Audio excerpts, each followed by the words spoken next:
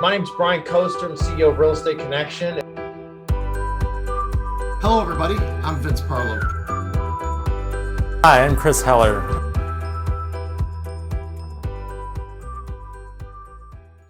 So, and listen, I was really happy, Brian, when you asked me to moderate this, and I found out that you and Chris were on here. No secret that this team here is not new to the financial markets and the real estate world. So, maybe one of the things that we can do is just start out here. And I mean, Chris, you can go first. What are you seeing? Tell everybody what you're seeing out there and what's going on in the world of real estate right now. Yeah, I don't know that I'm going to say anything that's going to be a surprise to anyone. The market's shifting. We're seeing the velocity slow down, inventory in some markets starting to build, and that's the first stage when you have an adjustment or the cycle start to go into a new phase. As a result, then people have to do things differently, right? As agents are having to change their tactics, change their strategies, change the conversations and the education and the expectation they're doing with consumers. Lenders, obviously, several months ago had to pivot from, focusing on printing money with tremendous refinance opportunities to focusing on the purchase business. And those are the things that are happening. We'll continue, I think, throughout the year. The trend will continue. Next year will be more of a reset or readjustment, and then we'll be in a different market dynamic than we have been. Yeah, we're out here in Michigan. We're not hearing, there's not 15 offers over, 3 cash offers, and 12 offers over asking price and things like that. Brian, what are you seeing?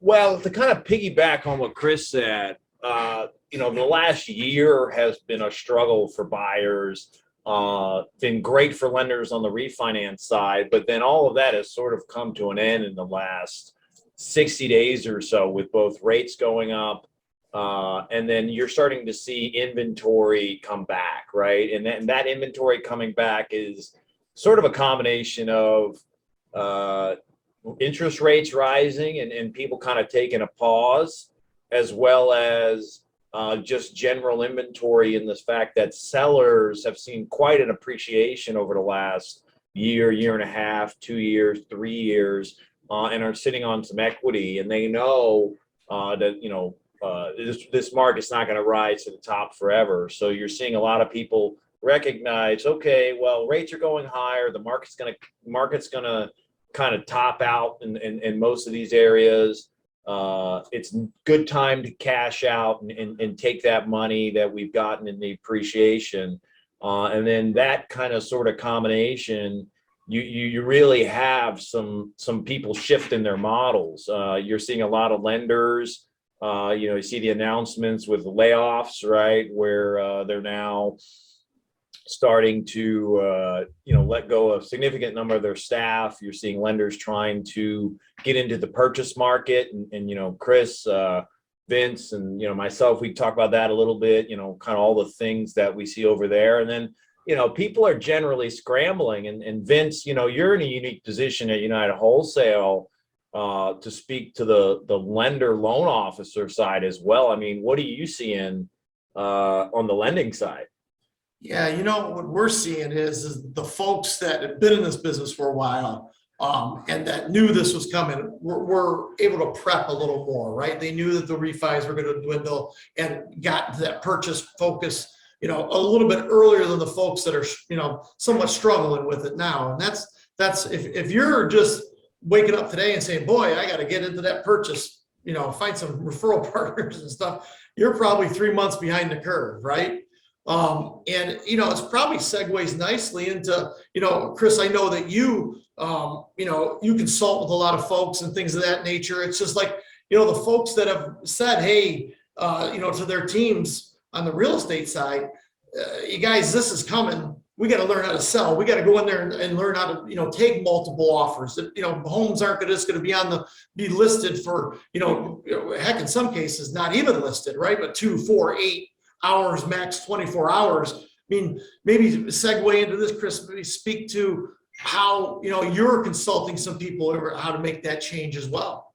Yeah, so there's two pieces to it.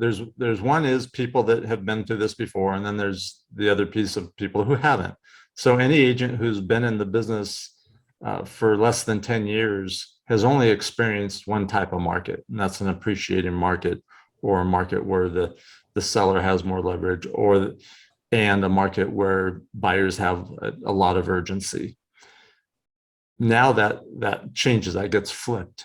And so as agents, the jobs we do are the same, right? We're still helping people buy and sell homes, but the conversations we have and the education we have change significantly. So I'll give you an example. If we're talking to a seller now, we're now having conversations about what it means to price the home correctly, and pricing below the market instead of ahead of the market.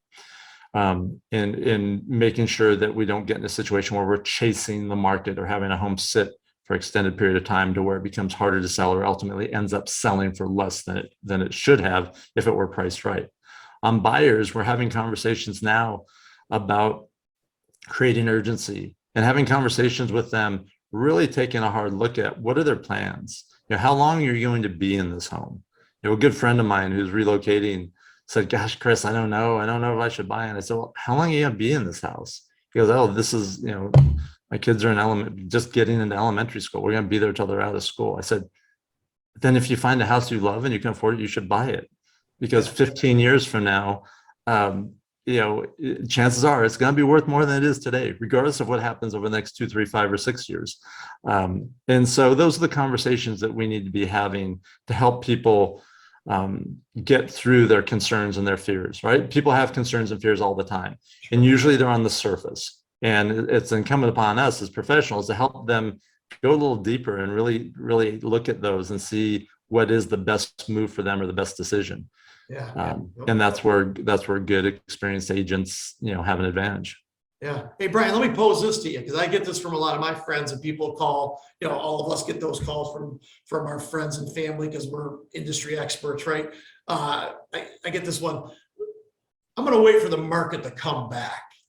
And I think folks say that, and they are expecting you not to ask the next question, which is, what does that mean? But tell me what you do when you get that call from that person that says that.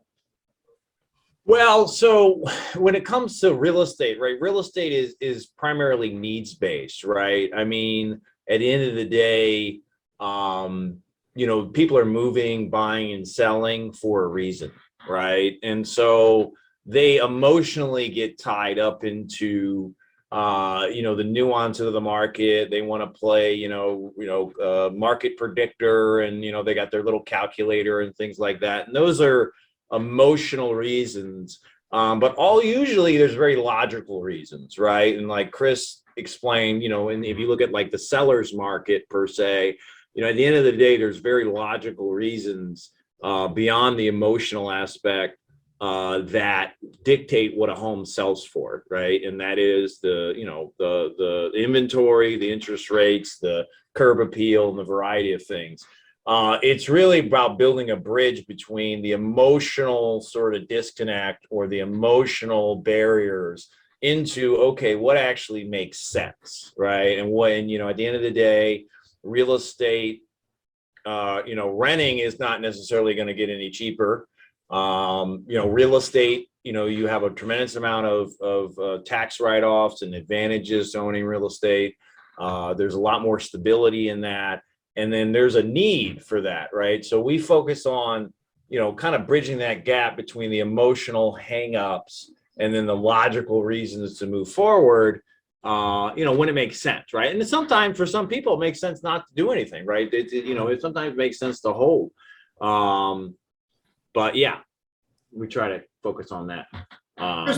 Chris, what do you say when somebody says that I'm going to wait till the market comes back? Well, there are a couple of things. So number one, we have to look at the whole situation, right? But it's like, why were they buying to begin with? Were they buying just because they wanted to, or do they need to, or is it really an option? And if they do hold, what's their option? Do you have the home that they already own? And, if so, then it's a different conversation than if they're renting a home. If they're renting a home, then we look at, okay, well, let's look at, the difference between buying and renting right now, and see over the next few years which one you're truly going to be better off with. If they own a home, say, gosh, I want to wait till the market comes back. Well, first of all, what does that mean?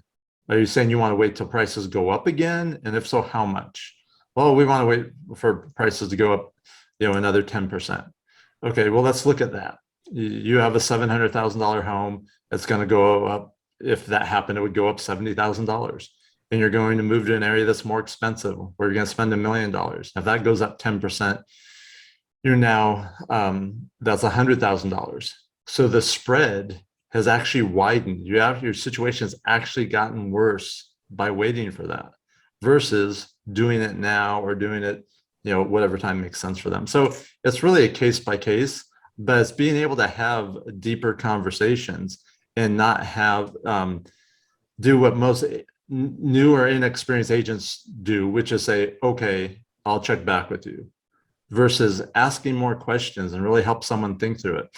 It's what I mentioned before. People have surface level concerns. Like, I'm afraid the market's going to go down. I'm afraid I'm going to overpay. I'm afraid this, I'm afraid that, whatever it is. But then really helping them see, like, is that a valid fear, or is there something that actually makes sense? And it's incumbent upon us as professionals to be able to educate them and have those conversations to help them think through it. And to Brian's point, look, sometimes it makes sense for them not to buy or sell, and which is okay. And that's if we help them come to that conclusion, then we've done a good thing for them.